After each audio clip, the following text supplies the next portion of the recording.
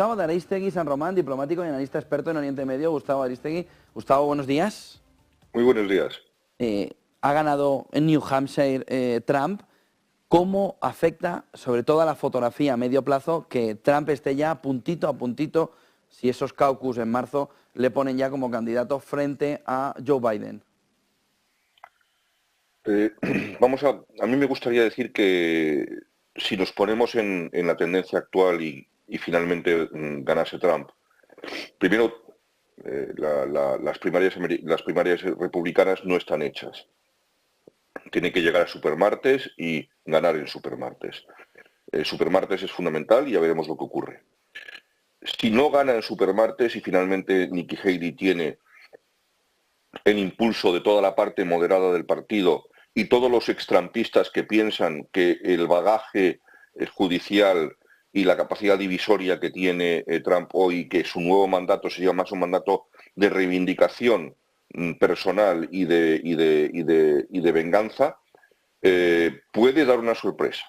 Sin embargo, si nos atenemos a las tendencias que marcan los sondeos de opinión, y finalmente es Trump el que gana. Yo paso mucho tiempo al año en Estados Unidos y viví mucho tiempo de mi vida allí. Tengo muchos amigos y hablamos casi todos los días de estas cuestiones. El panorama es extraordinariamente negro. Las repercusiones geopolíticas de la elección americana este año 24 es fundamental para la historia del mundo de los próximos 15 o 20 años. No estoy exagerando. Si se deja de apoyar a Ucrania en su guerra de agresión, en la guerra de agresión de Rusia en contra de Ucrania, y Ucrania pierde la guerra, no pierde Ucrania, pierde Europa, pierde Occidente, pierde la democracia. Veamos quién no está apoyando a Ucrania. No están apoyando a Ucrania la extrema izquierda del Partido Demócrata, que siempre tendrá simpatías prorrusas, aunque hoy Rusia sea una potencia fundamentalmente conservadora. Esas son las paradojas del antiimperialismo selectivo, por supuesto, de las izquierdas, que siempre acaban favoreciendo a aquellos que son antioccidentales, en este caso, obviamente, Rusia. Si Rusia gana esta guerra, estará abriendo una caja de Pandora peligrosísima. Primero, el siguiente en el camino va a ser Moldavia. ¿Y quién dice que no empezará a acosar a Polonia? ¿Quién dice que no empezará a acosar a los países bálticos? ¿Y quién dice que no empezará a acosar también a Finlandia, con quien tiene una larguísima frontera y un país, aunque extraordinariamente bien estructurado y con unas fuerzas de defensa como las suecas, por cierto, muy sólidas y acostumbrados a la neutralidad armada, que tiene que tener unas fuerzas armadas muchísimo más potentes en relación a su población que aquellos que forman parte de alianzas, pero no tendrían ninguna capacidad de defensa. Ahora, si finalmente Rusia ataca a un país miembro de la OTAN, estamos ante la Tercera Guerra Mundial. No creo que ocurra, todo se ha dicho. No quiere decir eso que no haya acoso económico, que no haya acoso político, que no haya acoso por medio de ciberataques y ciberterrorismo. Todo esto va a ocurrir a lo largo de este año de manera sistemática. Este es el año de toda la década con más elecciones y en países más importantes. También son las elecciones de la India, recordémoslo. Segundo, la parte más a la derecha, más trumpista del Partido Republicano, está bloqueando sistemáticamente las ayudas de Estados Unidos a Rusia. Y en este momento, lamentablemente, en Estados Unidos, las elecciones de Estados Unidos, las elecciones primarias de Estados Unidos, aunque Nikki Haley no lo diga, porque no quiere meterse en ese jardín, es que Trump está en contra de la ayuda estadounidense a Ucrania, por todo su bagaje ruso y más cosas, y los que están a favor de la ayuda no lo pueden decir porque no quieren echarse en contra al mundo ultraconservador. Y recordemos una cuestión, que esta elección, como lo fue la del 2016, no es una elección en la que el mundo electoral o que el elector habitual de las elecciones de Estados Unidos participaba. La razón por la que ganó Trump en contra de todos los pronósticos es porque se incorporó a ese universo electoral un tipo de norteamericano que se sentía completamente abandonado por el sistema, por lo que llamaban ellos las élites, y que no necesariamente eran gente de clase media o clase media alta ultraconservadora. Era exactamente los blancos pobres, e incluso hispanos que comparten ciertas ideologías con el trumpismo, e incluso un mundo no pequeño del mundo negroamericano que se puede ver en artículos de opinión y en posiciones en diferentes televisiones estadounidenses que apoya este tipo de teoría. Y en este momento, lamentablemente, para muchos americanos de este tipo, no apoyar a Ucrania se ha convertido en un gesto de patriotismo americano. Y esto es un perfecto disparate. Porque la siguiente consecuencia de esto es que empezará por pequeños pasos y no tan pequeños, una intensificación constante y permanente de las agresiones contra Taiwán que puede acabar extraordinariamente mal. Esto unido a que el candidato elegido en las recientes elecciones presidenciales de Taiwán es una persona que quiere la independencia o la ruptura de la teoría o la práctica internacionalmente aceptada de una sola China, pues tenemos servido un panorama francamente espeluznante. En este entorno, ¿cómo puede afectar también a Oriente Medio? En una situación en la que estamos viendo en las últimas horas cómo había protestas en un mitin de Joe Biden y cómo cada vez más esa figura o esa opción de los dos estados, Benjamín Netanyahu, la está rechazando. Es que aquí estamos volviendo otra vez a las consecuencias gravísimas de la polarización mundial. Tenemos un primer ministro de Israel que lamentablemente está en una huida hacia adelante porque tiene problemas políticos internos muy graves. Apoyándose cada vez más con la derecha más dura de Israel y con un divorcio cada vez más profundo con la parte mayoritaria de su población. Recordemos que justo antes de los terribles, brutales, sanguinarios, cobardes atentados del 7 de octubre, porque no se puede olvidar de dónde viene todo esto, el país entero prácticamente salía a la calle semana sí, semana no, semana sí y semana sí, digamos, en contra de las reformas judiciales y legislativas de Benjamín Netanyahu, que nos recuerdan bastante a algunas que tenemos más cerca. Y estas protestas indicaban un divorcio muy claro de una parte creciente de la sociedad israelí, incluso de los reservistas. Recordemos que un poco antes de los atentados, de los brutales ataques terroristas del 7 de octubre, una parte importante de los reservistas, pero incluso de aquellos que eran pilotos de caza en la reserva, se negaban a volar si el que mandaba era el primer ministro Netanyahu. Si a esto le unimos a que está negando una cosa que lo dijeran con la boca pequeña o de forma tácita durante todas estas últimas décadas, digamos desde la Conferencia de Madrid del 91 en adelante, porque es lo que lo propicia, y los acuerdos de Oslo del 93, que la única salida al Oriente Medio es una solución de dos estados. Y esa es una obviedad evidente. Y ahora estamos volviendo a otra cuestión extraordinariamente peligrosa, y es que una parte de la política americana, los extremos, están haciendo de este tema fundamental en la geopolítica mundial una cuestión de política interna y una cuestión de confrontación electoral en las elecciones del 24. La extrema izquierda, que está colonizando por la izquierda el Partido Demócrata, y Jan Omar,